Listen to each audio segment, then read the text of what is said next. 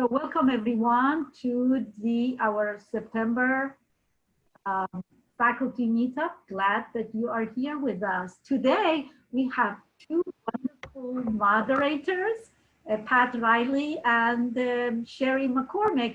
They are both colleagues. How awesome that is, from Hopkinsville Community College in Kentucky. So welcome to both of you. I'm so glad that I'm meeting Sherry for the very first time. I know how beautiful she looks. So I knew Pat for the longest time. So here we go. Floor is yours while I am admitting our colleagues to the room. So floor is yours. Go for it. And they're going to talk about projects. You all know what they're going to talk about today. So go for it. All right. Well, thank you, Banaz. And I see we've also got a couple of our colleagues, Sally Jackman's there, and I see Arthur Schultz has joined. So glad to have some support or spies. We're not really sure if they're here to help us out or make sure that we do a good job. So, let me just kind of get you started with just a little background. I've been teaching mostly using projects for several years now. This wasn't I woke up one morning and said, I'm going to teach this way. It's been evolving over many years. I just want to share three quick stories from, that were kind of key points in moving it to where I have it now. My first semester when I was teaching, it's been a while. And at that point, I was new to teaching, so they gave me the textbook and they said, here are the sections you covered. And so I pretty much went by the textbook. And I remember a student early in that semester, just in frustration, asked the question we've all heard, well, where am I ever going to use this? And, because we were just doing abstract problems at that point. And I thought to myself, if I'm going to make a career out of this, I'm either going to have to get used to answering that question every semester, or I'm going to have to find a way to show them that you are going to use this. So I started right away incorporating some applications into all my classes. And I figure if I'm going to show them to use this, I need to show them why we're using it. Then shortly after I started at Hopkinsville, I went to a conference. I want to say it was the NISOD conference. And I remember the gentleman taught at a Chicago area school, Moraine Valley, and the only reason I remember that is I had a friend from graduate school who was there. And a statement that he made really stuck with me. I honestly don't remember what the rest of his talk was about, but he said, a short time ago, I realized that it was time for me to stop teaching math and start teaching students. And I thought, what a great perspective. I don't feel like I'm here to teach what's in the the material that's in the textbook, but I'm not teaching math for the sake of math. I'm teaching math for the students' benefit. And most of my students over the years are not students that are going into engineering or math. So they don't need the full rigor that we all did when were going into graduate school and to become, math teachers. So that phrase always stuck with me. I always try to remind myself I'm teaching the students material that they can use. And then I think the biggest thing that converted me over to this way of teaching and using projects instead of using traditional tests, I went to, again, another conference. All I remember was in Lexington, Kentucky. I don't remember what the purpose was. And there was a gentleman who was doing the keynote talk about security and online testing. How to make sure that your online students are actually doing the work and not cheating. At this time, we were just getting into more online courses, so it was important for us to talk about and to get more information about this.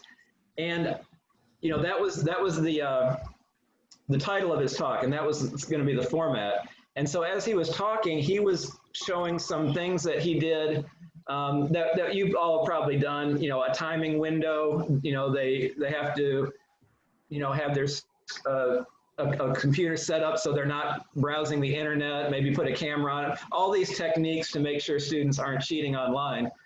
But then he kind of drifted into another direction. He talked about one thing he used in his class, where he would have interviews with students. So he would give them tests and then either ask them to explain themselves working through a problem or explain how they did a certain problem. And he made a quote that stuck with me. He said, you know, you can tell if a student really understands the material by talking to them for 2 minutes better than you can if you give them an hour and a test for them to work out. And I thought, wow, that makes sense. You can, because in my classes at that time, I say, you know, I can walk around the room and I know which students know what's going on and which students don't. And so why use a whole hour or a whole class time to give a test when I can quickly get that information? And so he gave more examples like that. And I remember going up to him afterwards and I said, you sneaky son of a gun. I was smiling when I said this. I said, this session had nothing to do with online integrity and everything to do with a better format for assessment. And all he did was kind of winked at me and walked away.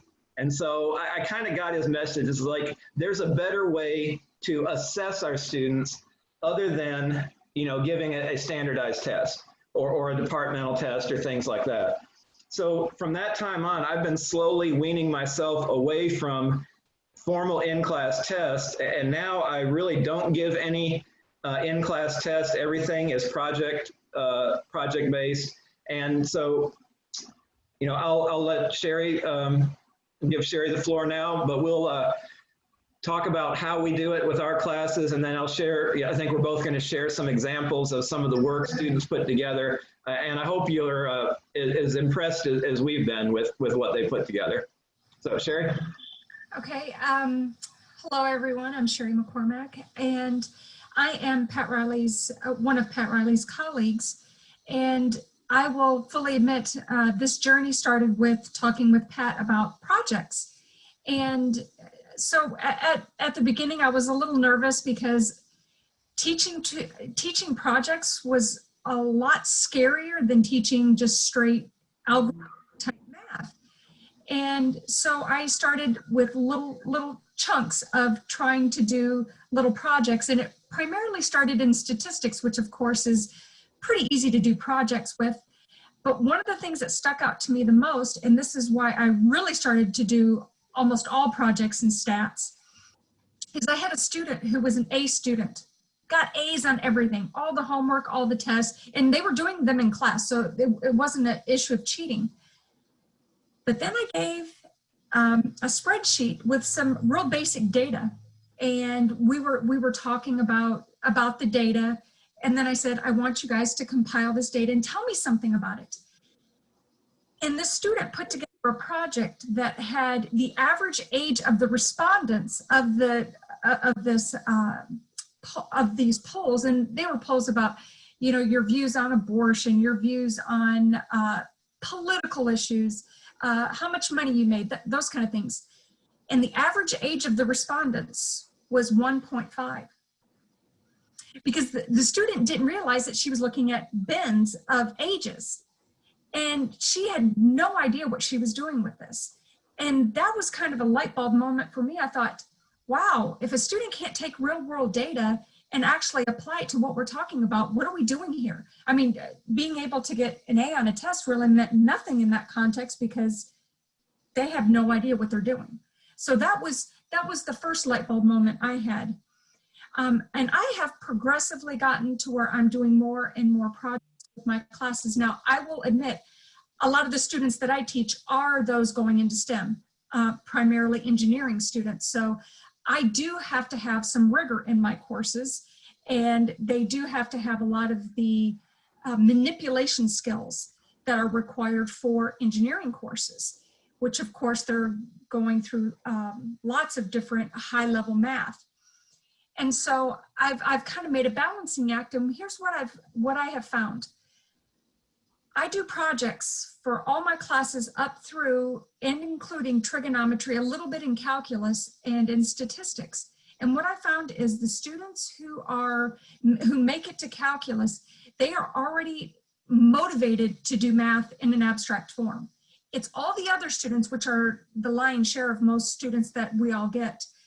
They're not on that path, so they have no buy-in to why am I learning this really abstract math. So I started to incorporate these projects little by little. And what I found is that it has actually improved the grades of the students who are already good students by seeing that, yes, their grade with their projects is also corresponding with the grades on their standardized tests that they take in class.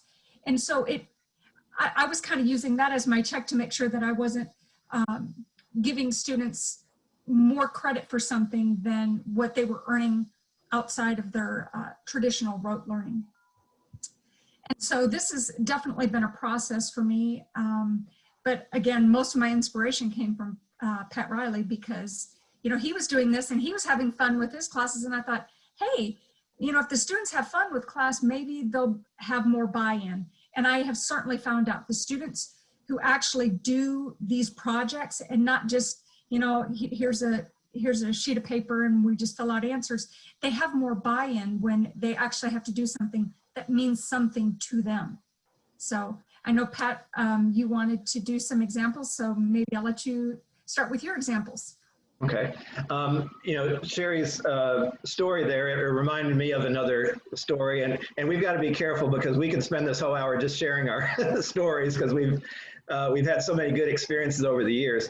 One of the activities I think we both started doing fairly early was based on an episode of Seinfeld. For those of you that are fans of Seinfeld, there's one episode where Newman and Kramer get on this scheme to round up a bunch of bottles and cans, because on the cans and bottles, they get 10 cents a can in Michigan and only 5 in New York. So the big part of that episode is trying to crunch the numbers and get it to Michigan and back and be able to make a profit. And so Kentucky is far enough away from Michigan that we've given that, I think Sherry starts most of her classes with that as kind of the icebreaker today. I gave that one time. It was a developmental course. It was the level of not above pre-algebra, so kind of beginning algebra. And I had the same experience with Sherry. I had maybe, let's say, 15 to 18 students in the class. At this time, at that point at our school, we didn't let students in the developmental classes use calculators. So that was a pretty good class. I would say most of the students could get on, we use Math Excel, could get on Math Excel and could figure out how to get the answers right and do really well on the test. And then I had the one guy in the class who worked really hard, but he was just so dependent on the calculator. Not having the calculator, he just could not score well on those tests. So one day I gave them this, the project about transporting cans from Hopkinsville up to Michigan and how much they would make. And all those students who were doing really well on the Math Excel, just the straightforward, here's a problem, give me the answer, they had no idea how to start. They didn't realize you needed to find the volume of a can. They didn't realize you need to figure out how many cans you can put in the back of a truck. They didn't understand how to figure out the mileage or how much gas they would have to spend. I mean, I pretty much had to go around and get them say, well, what about this? And then they would kind of figure it out. But this kid who couldn't do anything without a calculator, I did let him use a calculator on this. He put together the most beautiful submission. So that told me right then, he understood math better than all the other students in the class, even though he couldn't score well because, you know, he kind of needed that calculator as a crutch. You know, that was kind of a, okay, look, this is the right way to teach. You know, if we want them to really understand math and be able to use it beyond our classroom, we need to make sure they understand how to use it rather than just how to get the answer. I will say this, it has been a journey. Like I said, it wasn't something I just did one day and said, I'm going to start doing this. If you, I hope you would consider, you know, if you're not doing it this way, consider it and maybe just start with one assignment a semester where you give them a project to do, where they have to go out and get their own information or do their own measurements. what I usually do on mine is instead of giving a final exam in my classes now, they have a course project to do. And it's pretty straightforward. I tell them pick a topic that they like. If it's a hobby they like, a movie they like, a game they like, and they have to take whatever we've been doing throughout the semester and use it in a way to analyze their chosen item. So I do want to share a couple examples with you because as Sherry mentioned, if we put it in, if we let them have fun with it, they really have fun with it. And you know, especially if they pick a topic they enjoy. Here's one I gave to a class a couple years ago. This class, the directions were they each had to pick a country, a foreign country, and then at the time I covered the class in like 12 different sections, and they had to take each section and come up with a problem from each section related to their country. So let me share this one. I'll go through it pretty quick. And before I forget to say, I am more than happy to send any of these files, anything to you. I'll put my email address in the chat. If you have some ideas, I'm always looking for new ideas and always willing to share things. So, okay, I just put my email address in the chat if you have questions. So this student chose Greece. And this is not a typo. Her last name really was Sophocles. So that's probably why she chose Greek. She had Greece. She had a lot of background. But I'm just going to quickly show you what she put together based on Greece. Okay, so you know, here's just a simple conversion problem about money and working hours, a variation. This course had a little trigonometry. So we used some ratios to estimate how tall things are. So, you know, as a tourist here, we talked about map scales and how to convert, you know, distances on a map to actual distances. And you can see, I didn't spend any time in class going over PowerPoint or these tables or these formatting. If they would come and ask me, I would show them how to do it. But most of these things I'm going to show you, they taught themselves how to put these together. The class, it's mostly for a criminal justice major, so we had some CSI related problems with angle of impact on blood drops. They love that part. We did some with projectile motion, so here's a golfing problem that she did based on her family. Some linear equations about renting donkeys. We did some falling objects with the quadratics. Quadratic formulas. Here she did a Greek mythology example of Zeus throwing the lightning bolt, and then, you know, worked out all the calculations. We touched on exponentials a little bit, so I showed them how to do the C14 problems, and then a rational equation about work, eating, you know, two people eating together, how long it would take them to finish. So, I mean, there's just one example. I had a lot from that class. They really got into it, especially when I let them pick their own country. You know, I had a gentleman at the time whose ancestry is from Nigeria. So he did his project on Nigeria, and he said, you know, it was so good to be able to share things from my heritage and actually learn more about the country than he really did. Let me just share a couple more, and then I'll let Sherry go and maybe share a couple of hers. And then I got a really good one I want to save to the end. I just got it last night. I mean, it couldn't have come in perfect, and Sherry's smiling because I forwarded it to her. We'll get to that one in a minute. Here's one, another semester. I had again, a developmental level class, and they had to do a problem. But this time I changed the topic to Disney. They had to pick a Disney movie. And so this student used the movie Tangled, the Rapunzel story. And I'm not going to go through all of this, but there are a couple things here. One thing, she wanted to estimate how long Rapunzel's hair would have been. And so she looked up how long human hair actually takes to grow. And so figured that her hair should have been 9 feet long based on normal growth. And let me skip down to these. You know, did the movie get it right? Was it realistic? Well, she did that. I didn't tell him to do this. She did this on her own. she found this scene in the movie where Rapunzel has a huge braid. And so what she did was she got a group of girls together. She had some daughters and then their friends, and they measured how long their hair was and then measured how long it was once it was braided to see how much length you lose by braiding it. And so she was able to take that data that she collected. And again, this was a developmental class. This was not a class where we really got into scatter plots and formulas and patterns. She kind of figured all this out on her own. And so figured out, based on this photo, how long Rapunzel's hair should have been for it to be braided like that. And then found out that if this was the tower, her hair would not have gone that far to the ground. Okay, she figured out her hair would have only gone about 3% of the way down to the bottom. And so, you know, again, here's another example. You know, she took what we did in class and went well beyond that. Let me share one more. This may be one of my all-time favorites because of the backstory to this. This is a gentleman who, this is a pre-algebra student. It was an online class.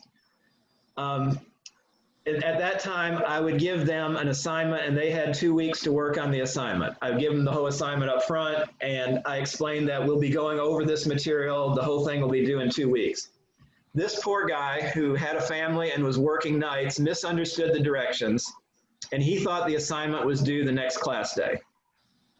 And so he went through and tried to, obviously he didn't have all the material because we hadn't covered it yet. So he went out and taught himself all the material needed, came to my office, the bag's hanging down low, and was like, Mr. Riley, I don't know if I can make this because I was up all night trying to figure out this assignment.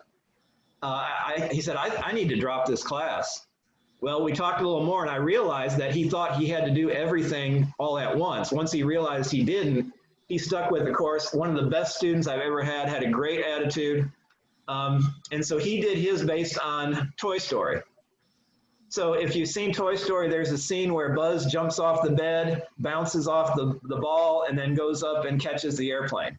So he wanted to find out if that's realistic, and if not, how high Buzz would have had to jump from. I had shown this class a video clip that talked about the coefficient of restitution of a tennis racket, where you can figure out how powerful a racket is by saying, if the ball goes in at this speed, how fast does it come out? And he said, that's kind of what's going on here. So what he did was he went to the store, he got a toy, he went to the toy section, he got a ball that looked as close as he could get to the Toy Story ball, and then he went home and he would drop like marbles onto this ball, again, collected his own data to figure out the coefficient of restitution of that ball and used it to figure out that Buzz would have had to be 43 feet in the air in order to rebound to the height that he rebounded in the movie. I mean, this blew me away. I've never had a student, first of all, do the coefficient of restitution as part of their problem. Most students just kind of ignore that.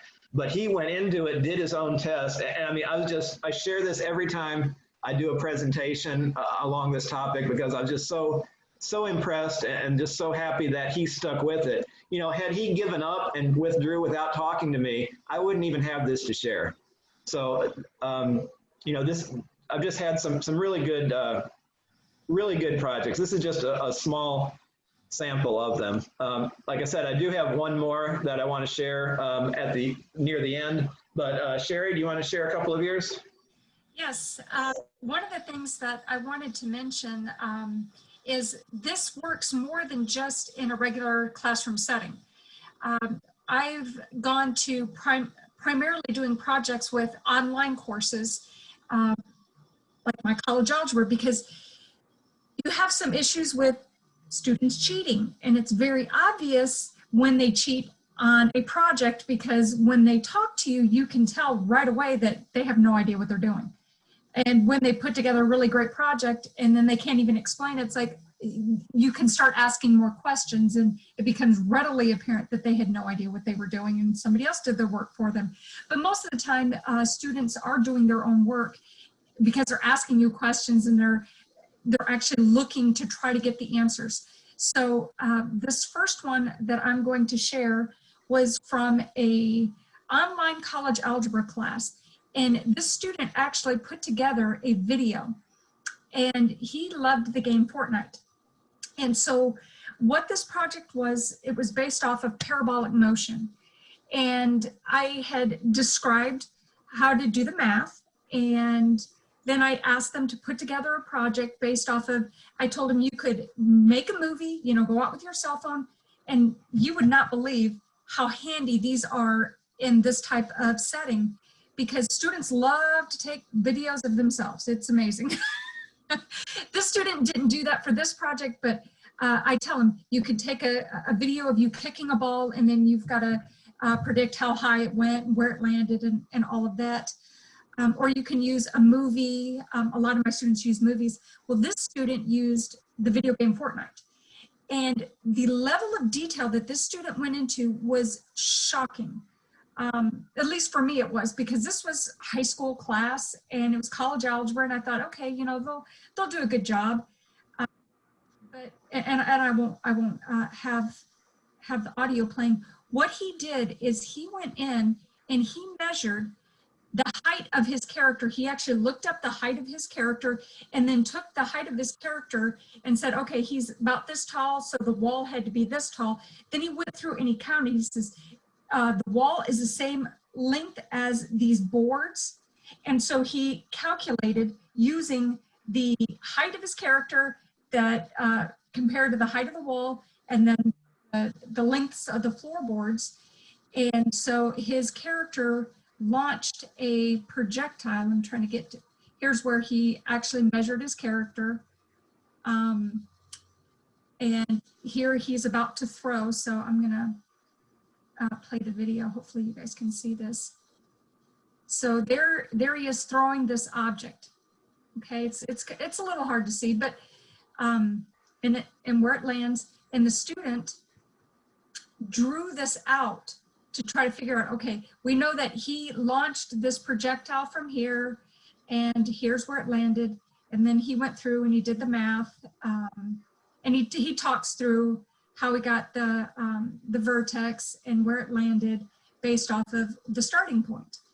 And I thought, wow, this was really creative. So the students not only will do PowerPoints, they'll do movies and they'll send them to you. And sometimes they're really fun, they're entertaining.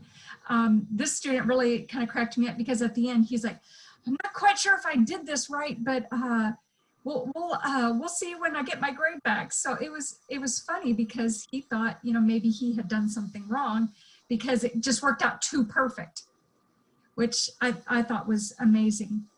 Now this other student that I had, let's see if I can find this. Let me go back and, okay, here we go. Right, so this other student I had,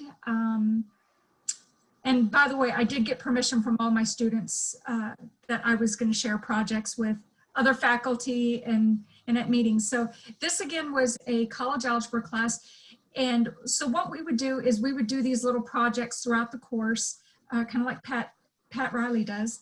And they would have to, at the end, take all of those different topics and compile them into one project based off of whatever topic that they wanted.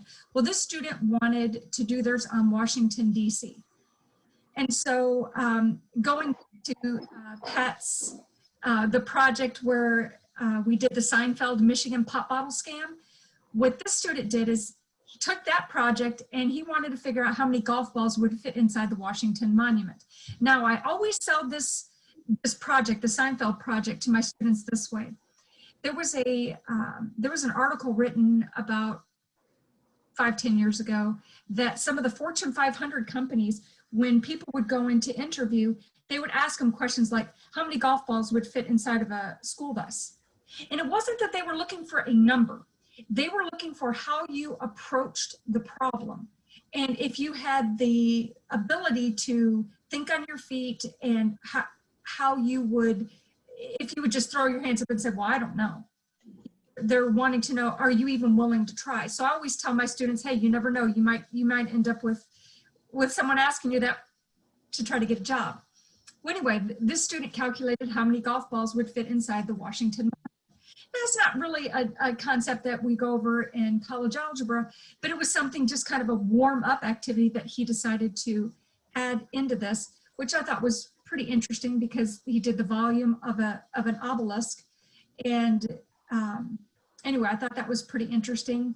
And then we have variation is one of our problems that our students have to do. So they had to figure out weight of a candle varies jointly with the height and the square of the diameter of the candle. So things like that. And one of the things that you're going to see is students do a really great job with pictures and with these PowerPoints. They show the math. On occasion, you'll get a student who'll write the math out on a piece of paper and take a picture of it and then upload it. Those are a little bit harder to read, so I encourage them to actually show their math. And so they take things that are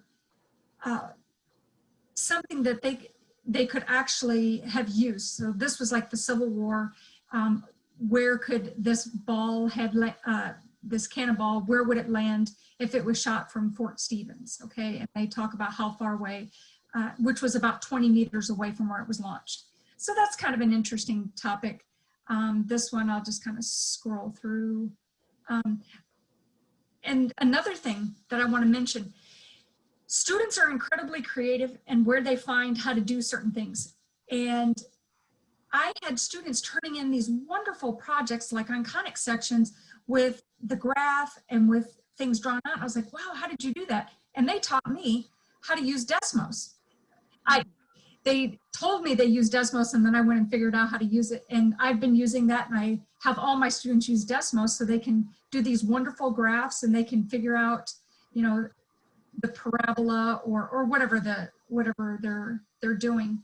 One of the things that I wanted to mention here is this student at the end made this comment, and I felt really good after that. They're like, I had no clue that there were so many practical applications in algebra. And I was really that, you know, the student thought, hey, this was great, I loved it. But then I was kind of sad too, because I thought, you're a high school senior and you've never been taught how to use any math for anything. And it was sad. And so I've started doing this. I have my students, depending on the level of the class, I have them measure their bedrooms to figure out how much carpet would go in their bedroom, how much paint would go on a wall, how to calculate things that they could potentially have down the line, things that they would actually have to do and not want to be taken advantage of. So I think it's a really great idea to do for class. And I want to show you one other one. And it's funny that Pat Riley and I had the same student, and she was one of these students who was real quiet, didn't make a whole lot of noise in class, you know, just sat, did the work that they were supposed to do. And she would turn in projects that were fine. But then I got to her final project, and then it was like a light bulb. I was like, wow, she really knows what she's doing, because she covered concepts that we talked about a little bit, but she did just a phenomenal job. Anyway, what she did is she was interested in opening up a bicycle shop, or at least that was kind of the premise of this.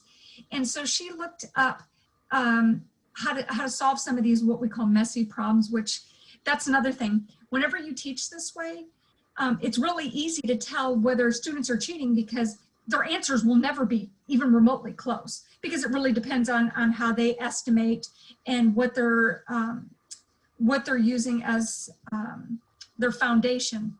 So this student, I'm trying to find the one that I thought was really clever. She figured out how to overlap the bicycles and stagger them so they could take up the least amount of space in her bicycle shop so she could store bikes.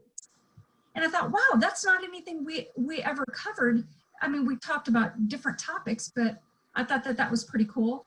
And then of course they do these really neat parabolic motion. Anyway, I just thought this was a phenomenal project that this student had done, and who knew that our students were so creative and how much they really enjoy getting these projects and actually doing something with them, figuring out things like equations of circles and ellipse and hyperbolas. And one of the interesting things with hyperbolas is that's probably the most creative things that students are finding hyperbolas. We've had students do like the face with the nose for a hyperbola. Guitars, things like that's pretty straightforward. But anyway, I just thought that it was really kind of nice to be able to see a student blossom in a class that they would never necessarily blossom in. Because who really gets to say that, hey, I'm actually learning something in this class and I'm having fun at the same time. And I'm going to tell the story real quick if you guys will humor me. I had a student, it was a summer class, and it was a shortened summer class. I believe it was 6 weeks. And she was an older student, hadn't been in school in forever, and it was a college algebra class. And first day, I was talking about the projects and how they were going to learn how to use PowerPoint and Desmos and how to put these projects together. And she came to me after class and she was shaking. And she says, I'm just not sure I can do this. She says, I've been out of school for so long and I'm just terrified. She says, I don't know how to graph. I don't know how to use PowerPoint. I don't even know what half of that you're talking about. I'm really scared. And I said, stay with me. I said, stay with me. If you decide to drop later, that's fine. I said, but just try to stay with me. I'll help you out as much as possible. At the end of that course, she came up to me and she says, I have learned more in this class about computers, PowerPoint, how to use the internet to look up things. She says that I've ever learned in any other class in all my, I think she was in her 30s, she says 35 years or whatever it was. She says, I've learned more of how to actually do research in a math class. And she says, oh, and plus I learned math.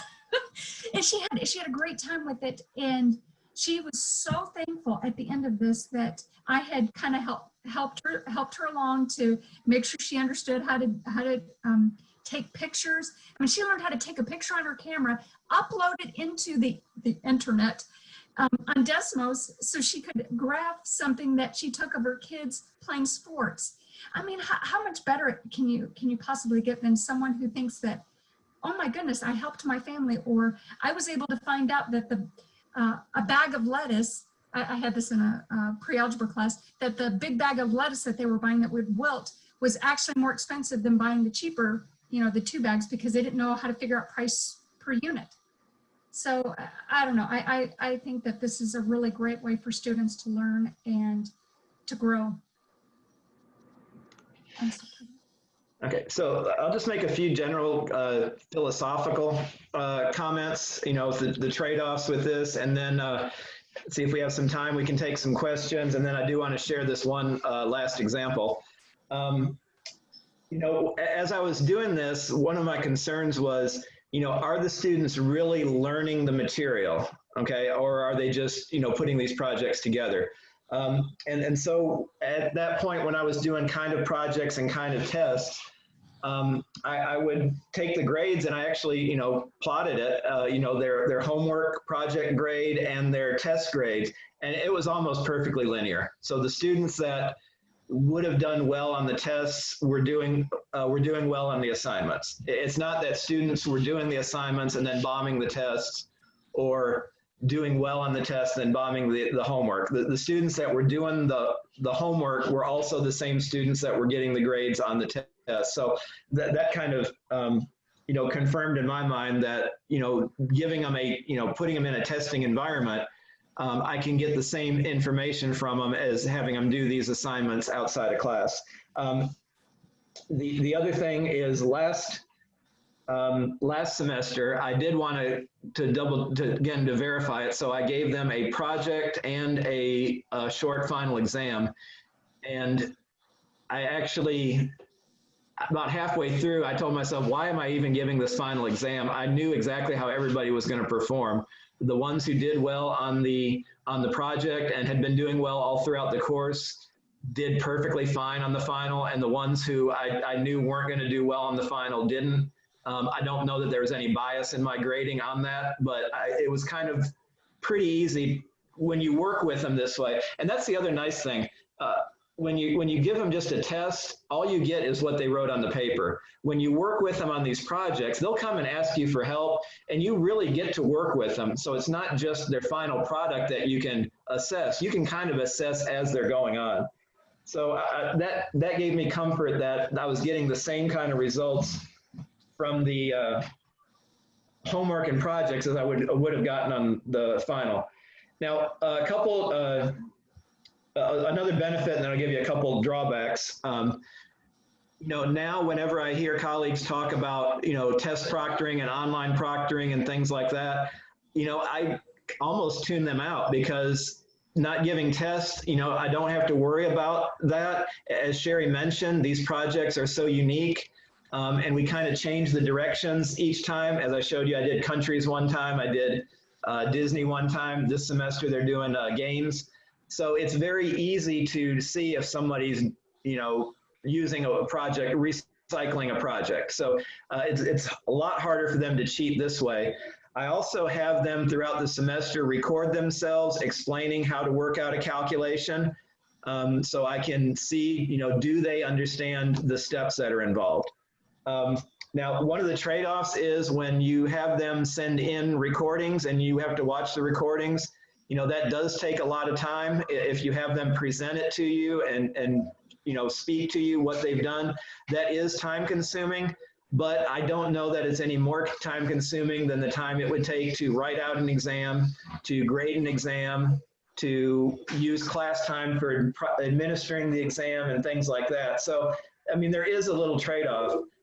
Again, I get more from discussing things with students than I do just seeing what they've, written on an exam paper.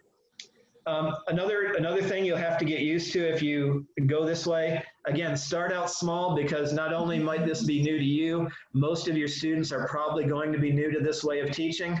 I have had many students who have said, it's kind of funny, their quote comes, I wish I would have written it down ahead of time. It's like, I don't like wasting all my time doing these projects. I want to do some real math. And to them, real math is the textbook problems on that are now on the computer system. And that's fine. Not every student is going to thrive in this. I think a lot do, more than in the other, but some students are going to, it's going to take some adjustment to it. But like Sherry said, the ones that come the most scared usually are the ones who do the best. You can either help them learn how to do it using like traditional textbook problems, or you can help them learn how to do it this way. I think quite often math students are just ready with any kind of excuse or reason why they struggle. One last thing I'll comment on, and then I see we got a question in there. And if you have more questions, feel free to put them in the chat, or we'll open the, you can speak up in a minute.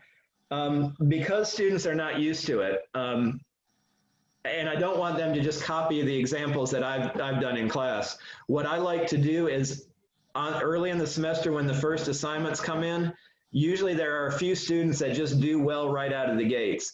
And so I will ask them, hey, do you mind if I share your assignment with the class once the deadline's passed, so the students can see kind of what I'm looking for from a student's perspective. That has turned out to be wonderful for two reasons. Number one, whenever I send that out, I always put the comment at the bottom, the bar has been set, letting them know, hey, this is what one of your classmates put together. So it's not out of anybody's capability. And I do notice from that point on, the submissions get better and better. Students see, oh, okay, this is what he's looking for. And they try to make it neater. They try to make it more creative, more visible. Plus, I usually try to, I usually get a lot of good ones each time, but I try to pick the student that I know probably needs a boost and is not feeling that confident, because whenever I say, hey, can I share yours? They're like, oh, wow, I mean, yeah, that'd be great. I didn't realize I was doing that good. I think it makes them feel good to know that you recognize how good they're doing. And I think I've never had a student tell me, no, I don't, I'd rather you not share my work. And I always give them that option to say no, and none of them ever said no.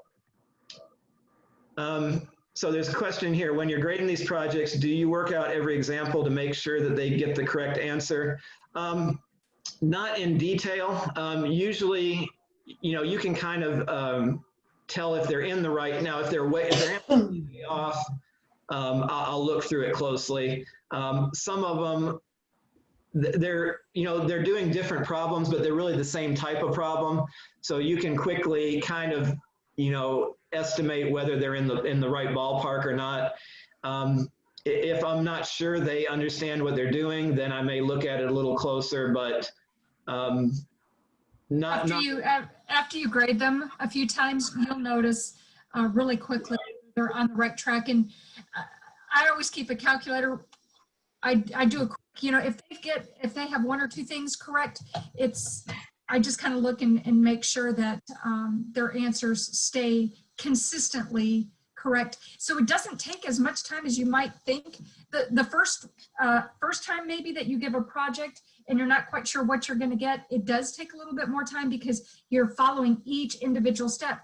But then once you realize, oh yeah, either they're doing the volume formula right or they're not. I mean, there's usually no two ways about it. So it doesn't take me that long to grade most of these projects. And to answer the next question about a grading rubric, I'm very anti-rubric. Personally, I have a thing because what I have found is when I give rubrics, that's exactly what the student will follow. They will only do exactly what's on that piece of paper that told them, you get so many points for this, you get so many points for this, you get so many points for this. So I've kind of gone to Pat Riley's method. Pat, I'm oh, your idea again. That's okay. I give them the idea of like a cooking show.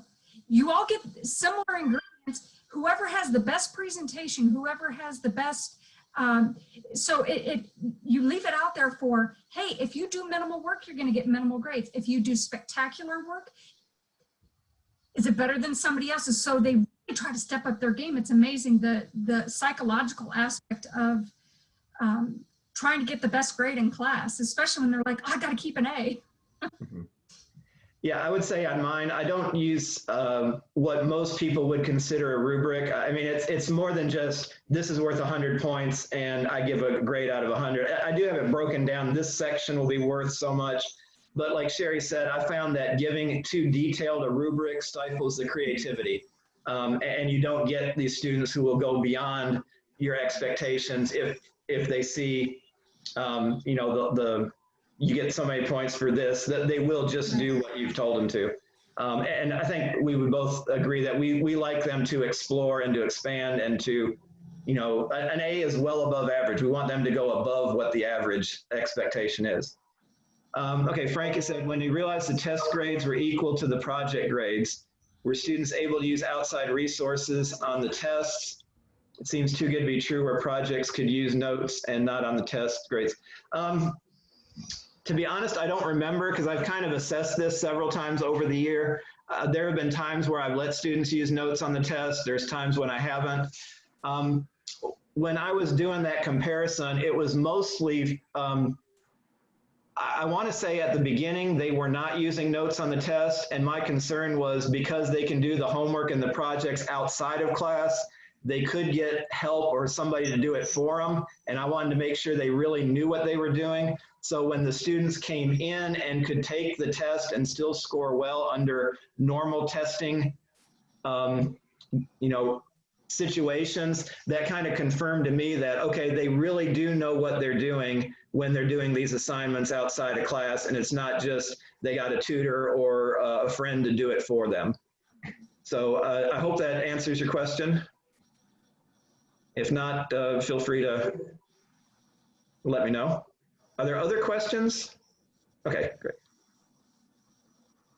Okay, I do want to share this one because this one, it was perfect. If we'd have done this, Behnaz, if we'd have done this yesterday, I wouldn't have this to share because she sent it in last night and I immediately forwarded it to Sherry and Arthur and another colleague who's not even in the math department that I knew would appreciate this. This is a college algebra student, and we're going over exponential growth, exponential equations, things like that. And so the assignment I have them do for that is based on the Walking Dead and zombie increases, because that's an example of exponential growth, population increase. And so what they had to do was they had to pick a country of the world, okay, and they had to analyze what if a zombie apocalypse was happening in that country. And so then they had to write it up. There was some work they had to do, which you'll see as I scroll through this, and then they had to write up a mission report. So this is one student's report from Bangladesh. So she gave herself a commission. She dated it. You know, she worked in the initial information I gave them into her report. She put in some pictures there. She set up the exponential formula based on the information they were given. Okay, then she looked up the information for Bangladesh, the population, the growth rate, set up the Bangladesh population equation. Okay, then they had to use Excel to make a graph showing the Bangladesh population and until the zombie equation passed it. They had to work out the calculation to show that 11.7. And I can't, whoever asked the question earlier, do I check the things? Well, I don't on this one, I don't double check their calculations because I can look and see, okay, their graph crossed at about 11.7 years, between 11 and 12. They got an answer between 11 and 12, closer to 12. So that lets me know, okay, this is probably done right. Okay, it would be very much hard work for students to either get an answer and fudge the graph to make the graph agree with their answer, or to get the graph and fudge their equations to make them work out even if they weren't doing them right. So that's just one example, like Sherry was saying, you kind of learn these tricks to quickly grade things without having to double check all the little calculations. All right, so, and I'll just say, before I started doing this project, I would never think to give this problem in my class. I mean, I never really gave them a complex exponential system of exponential equations to solve. But they do fine with it. I mean, you know, I've been able to put that in the course and they do really well. All right, so then the next thing, as I said, all right, instead of just letting the zombies take over, they're going to fight back. So I told them, pick a point before the intersection and suppose you're able to reduce the growth rate. So it was 4.5. This is technically wrong, it's not a percentage, but that's about the only thing she did wrong here. So she reduced it to 2.25 and then updated the graph showing that. Sinusoidal. I'm sorry?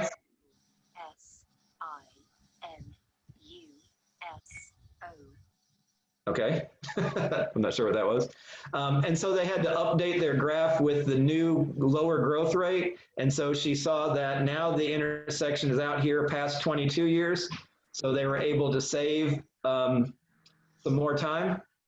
Okay, and then, so I mean, she did everything I asked in the project, but then I also asked them to record a video explaining what's going on so I could see whether they really understood what they were doing. And I hope you all can hear this because here is the video that she sent me.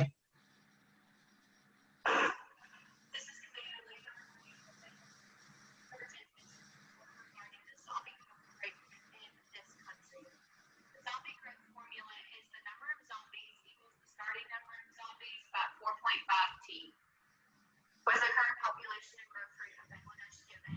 We determined that the growth factor was at 1.0104. In the graph, we then calculated the point of intersection between our population and the zombie population. Using the two equals to each other, we can determine that the population intersection is at 11.7 years. That simply will not do. We've implemented a plan to cut the zombie growth rate from 4.5 to 2.25.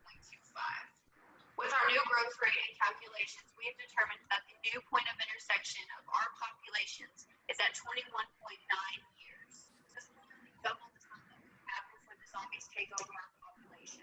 Figure out. Okay, I hope you all were, I hope the audio came through on that. Sometime, did it come through okay? It was okay, yeah. Okay. I mean, that just, I found myself when I was watching that last night, I mean, I was clapping and cheering as I was watching that, because not only could I tell she had fun with that, she demonstrated to me she understood what was going on. Now, could somebody have written out the script for her and she just memorized the script? Possible, but again, once you've done enough of these, you can kind of tell, you know, I could tell from that she knew what she was talking about. Maybe she didn't completely understand all the terminology, but you know, she didn't misspeak in there. She didn't, you know, you can tell if they know it or not. I don't have the video here to show you, but I had another guy who recorded his video as if he was in his office hiding under the desk because the zombies were just outside the door. And he said, this information needs to get out. I don't think I'm going to make it much further. And he did like a black and white video, and he was like whispering into the his face was right up in the camera.